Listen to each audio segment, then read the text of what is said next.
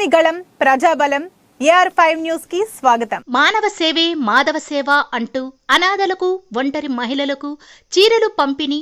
ఈ సందర్భంగా హిందూపూర్ నియోజకవర్గం లక్ష్మీపురంలో నివాసం ఉంటున్న చెన్నమ్మ అనే మహిళ అనాథలకు, మహిళలకు అండగా ఉండాలని, జీవితాంతరం సేవ చేయడమే ఉద్దేశంగా భావించి ఆమె బిడ్డలకు భగవంతుడు చల్లగా చూడాలనే ఉద్దేశంతోనే సేవలు చేస్తున్నానని ఆమె అన్నారు. అదేవిధంగా చిన్నమ్మ కూతురైన వనిత ఇటీవల కాలంలో స్వర్గస్థులయ్యారు. వనిత వర్ధంతి సందర్భంగా పులమతి, సట్లపల్లి గ్రామాలలో ఒంటరి మహిళలకు, అనాథలకు దాదాపుగా 100 చీరలను పంపిణీ చేశారు. అలాగే ఇలాంటి మహిళలకు ప్రతి ఒక్కరూ అండగా ఉండాలని ఆమె కోరారు.